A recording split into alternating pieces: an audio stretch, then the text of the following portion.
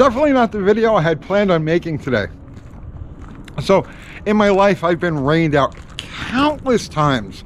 I've even been snowed out a time or two. But last night we were supposed to race Dr. Art with his Ranger, his turbocharged LS nitrous injected Ranger with bottle rocket. And for the first time in my life, I was misted out. You know, we would watch on the weather. Everything was all good. It's supposed to be clear and 65. Perfect, right? He got there a little bit before I did, and they had closed. The track we were going to run at is surrounded by like farmers' fields and stuff like that. And I guess a mist had descended over the track, and there was just no way it could, you know, they could run. So there we go. We've been misted out. No race for Bottle Rocket last night. But this car has been around since the very beginning of this channel. And there's a lot of you guys that have come along since, you know, in the years since that happened, that aren't really familiar with the car, its background, what we've done with it, what it actually represents. So I figured, you know what, I'll tell you what, let's get this thing off the trailer and let's do a walk around, and I'll go bumper to bumper and explain the car and everything we've done to the car. All right, let me get this thing off the trailer.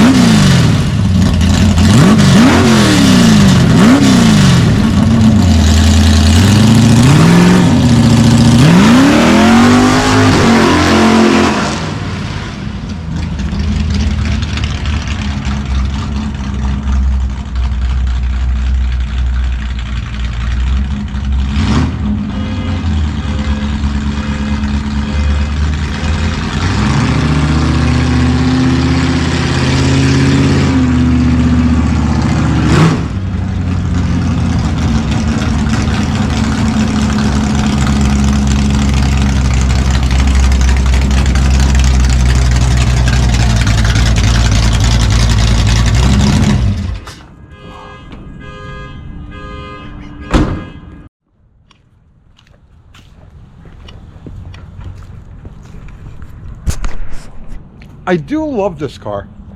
It's really the essence of what this channel is all about. And it stands to reason that this was the first project that we did on this channel. So originally I wanted to do something that was completely out of the box, completely undesirable, something that nobody ever wanted to screw around with, and show what could be done with a little bit of elbow grease and some creative hot rodding. So originally we were going to do I had a line on a Dodge Daytona, a 4-cylinder Dodge Daytona. And I said, okay, we'll do this thing. We'll go through the car, we'll put nitrous on it, and we'll turn it into a, you know, a street brawler. The deal fell through. At the last minute, the guy backed out. He didn't want to sell me the car. So now, all right, and remember, this channel was brand new. I didn't really have any connections or ideas or lines. I was kind of just open to anything, just so long as it embodied that, you know, work with junk idea, all right, to show what can be done, what are the possibilities. Well, the very next day, I intercept this thing on its way to the scrapyard. It was going to go to Laverne Pull-In Save to be parted out. I bought it for 300 bucks. The scale weight, what it would have brought at the scrapyard. This is what we bought. It's a 1972 Dodge Coronet. 300 bucks. It's not a late model. It's not front wheel drive like, you know, we had wanted to go with.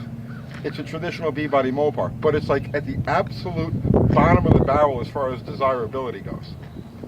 It's a 4-door sedan, but underneath it's the same as a Roadrunner or a Charger or any of those other cars. So this is the one we're going to build. and Bottle Rocket was born. So at the very beginning, I had a fellow named Lamb Chop who worked with me on this project. And the idea was to set, Lamb Chop had never done any drag racing or street racing or anything like that. And the idea was to build this car and then send him out with it and, you know, let him do his thing. It didn't work out. Lamb Chop was a good guy, but it just didn't, it just didn't work. Okay, and that was the end of that. So I basically took it over myself. Lamb Chop did a lot of the drudgery work on this car, and there was a ton of drudgery work.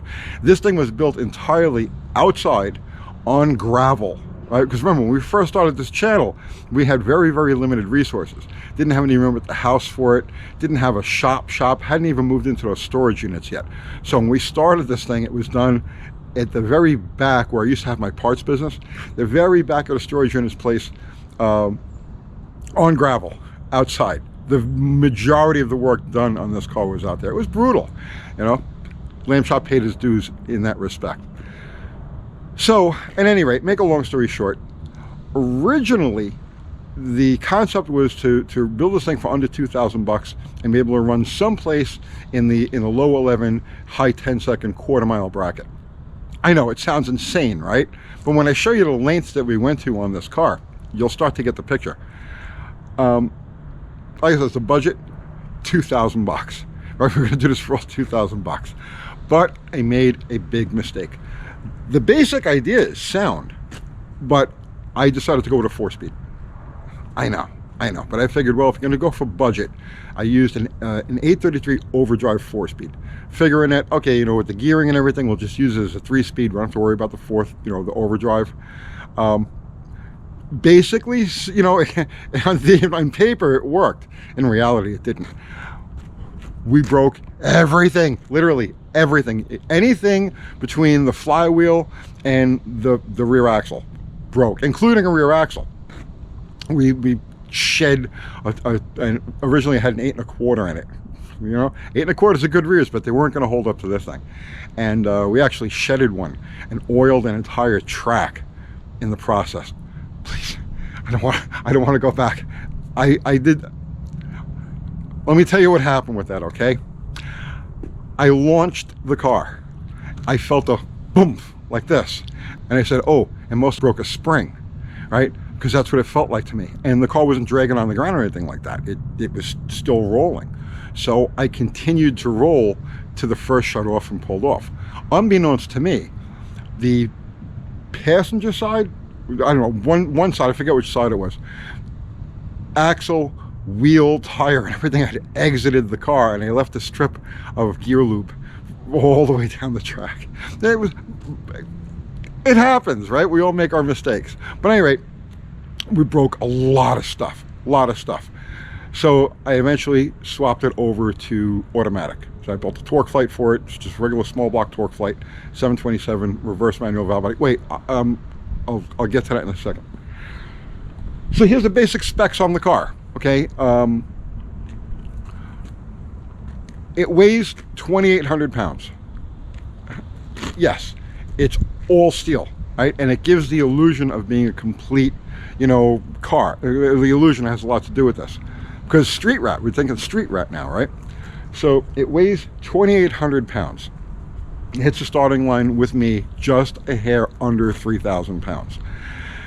Every inch of this car that can be pared down, minimized, eliminated without it really affecting the appearance has been. So, like, front bumper looks all stock, but underneath I cut as much overhang out of the bumper as possible. There's only 2 brackets that hold it in place. You can see we cut a lot of metal out of here. Now I didn't want to drill holes and stuff, because again, the illusion is that it looks stock or relatively stock. But you see all of this is missing.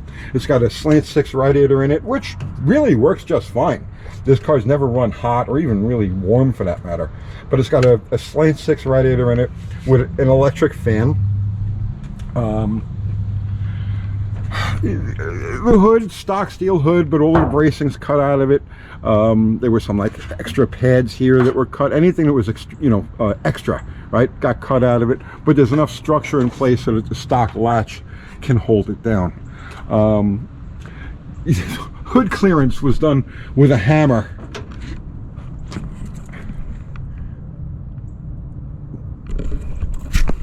Go ahead, Chip Foos, top that. All of the bracing and bracketry and everything on the front fenders is minimized or missing entirely. You can see we even cut the lip, that goes all the way around. These are the lengths you have to go to when you're trying to get a 4,000-pound car under 3,000 pounds and have it look stock. The doors appear complete. And so, it's door panels, armrests, window roll down, and they are real glass, and they really do roll up and down. But the doors are essentially gutted, and all of the window mechanisms are held in place with plumber's tape. It's not something that's there for daily driver use. It's something so that it's just the window rolls up and down, and it gives the illusion of being complete. It's got the original bench seat in it because illusion. It's got stock dash in it, but it's been basically gutted. Like, it's just the face of the gauges. There's nothing behind it. Steering column has been all chopped down to a bare minimum. It still has the original piece up here because, again, it's the illusion. You look at this real quick and you say, oh, well, it's just a regular stock, everything. It does have a shifter though. These switches, this fuel pump, this is for the fan, this is for the nitrous. But yeah, it gives you the illusion of a completely stock car. The floors are bare, but they're painted the same color as the interior. So at a glance, you look at it and you say, oh, it's just a car. See? Same thing with the back seat. Everything's out of there. And these doors are completely gutted. The back doors are completely gutted of everything except the mechanisms to open and close from the outside. So you get an idea, right?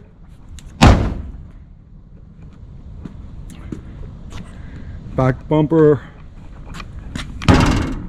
Just no bracing or anything left. And the trunk. So we've got our fuel cell, nitrous bottle, battery box, and everything else is just as minimized as possible. See, even these back braces have been cut out. It adds, every little bit counts. Every little bit counts. See, this one's just been hollow, opened up a little bit, but this one's been taken completely out. Because again, weight on this side is important.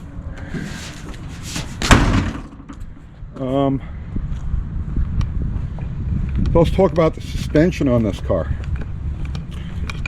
So it's got 6-cylinder torsion bars on it, which is an age-old Mopar trick. Car originally had disc brakes. I converted it to drums.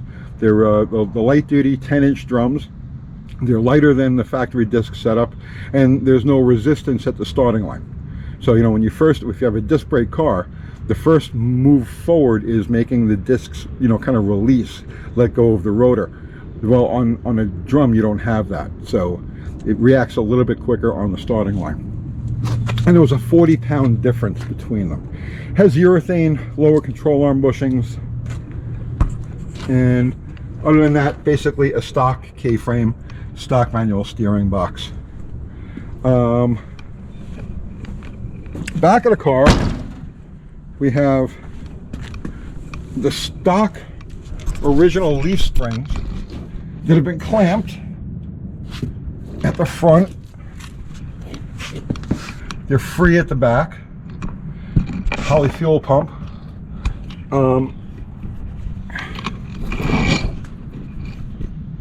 8 3/4 with 456 gears and a swap meet spool. So as light as we could possibly get it. We've got an adjustable 3-way drag shock on this side, and we have an air shock on the other side, so we could tune the preload in the chassis. It's unorthodox as far as like contemporary race car stuff goes, but it works, and I can tune how much twist this thing has, how much weight is transferring to that wheel, which is important when you're using the stock rear springs. And like I said, those are the stock springs, stock hangers, stock shackles, nothing out of the ordinary there at all. Let's see, the car is gutted, and all of the sound deadening, all of the undercoating, any dirt that was under here, all gone. Like, it was the first thing to do. First thing we do with this car is get underneath and scrape and chip and get all of the undercoating. We measured once years ago on a different car that we did this to. It was a Dart, and by the time we got done scraping all of the dirt, all of the undercoating, all the insulation, everything that was just stuck to the bottom of the car, was 106 pounds. So that's about what we got out of this. But besides that, it is all functional. The tail lights work, the brake lights work. I don't think the marker lights work anymore. I think I cut the pigtails off of that because we were looking for ounces on this. Stock 15x5 steel wheels in the front. These are the cop wheels, 15x7, and they're heavy. They're really heavy. But given the overall lightweight of the car, it's counterproductive to have the heavy rim. I understand that, but they work, and it's a little extra weight, you know, where it's needed. So they've worked for us so far. I don't want to tell you what the 60 foots are in this thing because you probably wouldn't believe me. So that's the rolling part of it. Under the hood, okay, this is where things get really interesting. Okay, so the block is the original 318 block that came with this car. The crank is a steel 273 crank, and the connecting rods are the 273 rods. It has replacement 30 over pistons, but the block has been bored 40 over. Now here's what you need to know about this engine. It is as loose, it revs like a chainsaw. It is as loose and free revving as I could possibly make it. All of the bearings that are in this engine came out of used engines, and I looked for the ones that had the most wear. Every single bearing in this engine is showing the copper. And it's just, you can take the rods and just go tuck, tuck, tuck, tuck, tuck. I run a 5-weight synthetic oil in it. At idle, it has absolute dead zero oil pressure, even when it's cold. When it's ice cold, you first start it up, the gauge tries to climb up a little bit, and then it just falls to zero. So at idle, it has nothing. At higher RPM, you know, the gauge will jump up to 55, 60 pounds like that. But again, see, the idea is to get this thing to snap off the starting line. So it has like, it's just, it shouldn't run, it shouldn't function, but it does. This thing has had nothing but abuse thrown at it, and the only problem I've never had was like in that part of the engine. Keep waiting for it to chuck rods or do something, but it doesn't. It just keeps going strong. It's got stock cast rings in it. The heads are the small valve 273 heads, the same as the 318 heads, but these are the closed chamber ones. So our compression ratio is right about 9.25, 9.5 to 1. I never really bothered calculating it out, but compression isn't an issue because it's intended to be run on nitrous. So in keeping with the small runners, and these heads are extensively ported, intake and exhaust side, and the bowls and the chambers, everything's been worked on with these heads, but they retain the stock valves. So in keeping with that, the high velocity, you know, concept, it's got a small runner street dominator intake manifold on it, and it's got small 1 5/8 diameter primary tubes. So it's cohesive. It's cohesive. And the package just flat works. The carb is an 850 Holley. I forget what numbers I've gotten there, what jets I've gotten there. The distributor is a stock 340 dual point distributor using the big yellow coil, and that's about it. Solid core 7mm wires. I think out what spark plugs are in here, but they come out clean every time. And that's, I think that's pretty, oh, camshaft. So it's a comp roller cam, all right, but the lifters are the cheapest Chinese ones, the solid roller lifters. I think they were like $160 for a set. And the rockers are cheap Chinese roller rockers that I got for like 75 bucks used. So that's what this engine basically consists of. And like I said, the way it runs, the way it sounds, the way it runs, it speaks for itself. It's just a very well thought out and well matched package. It all just works together. There is another engine inside on the stand that I'm dying to put together and put in here. It'll have bigger valves. It's got 360 heads. It's got some more compression. It's got a more, you know, substantial bottom end. But I'm not going to touch it until this thing expires, and it doesn't seem to want to expire, regardless of what I do to it, regardless of how I spray it.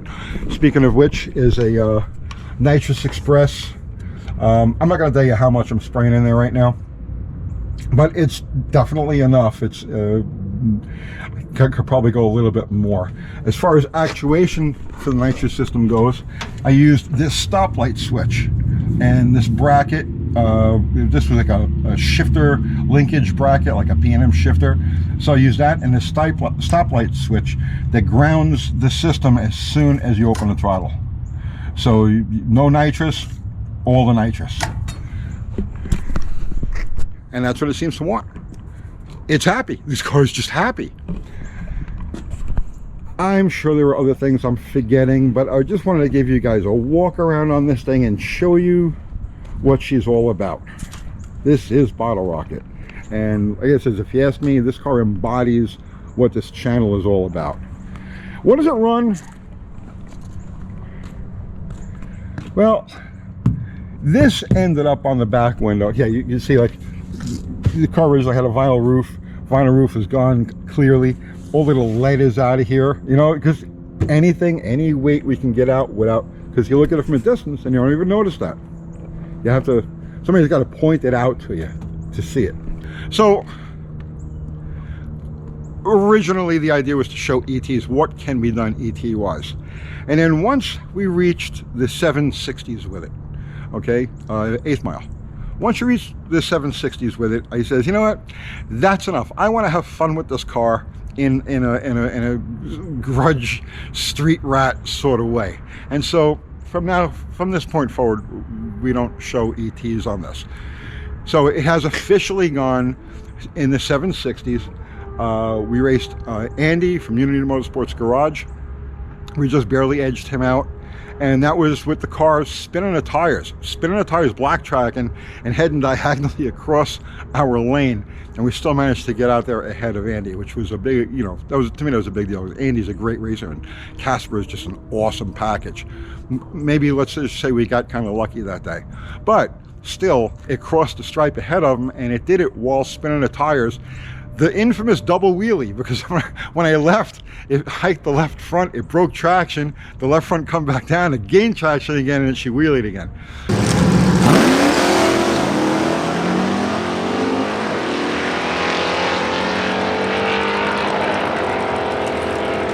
So it's just a fun car. It's just such a fun car. I wish each and every person watching this video could make a lap in this thing, because you'd be nothing but smiles. So, at any rate, that's Bottle Rocket.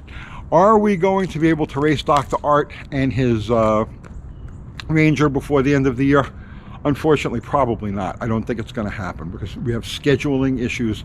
He has work, he has schedule that he has to keep. I've got to coordinate with a dog sitter and everything else. And for it to happen, this is right now we're making this video, and it's the middle of November. It's about moving into the middle of November. Tracks on here are done, so there's a good chance that we won't be able to get this thing out again until the spring. But when we do, Dr. Art, I hope you're ready, brother man, with your nitrous turbocharged LS swap Ranger. It's gonna be fun going back and forth over the winter with him. So there you go, guys.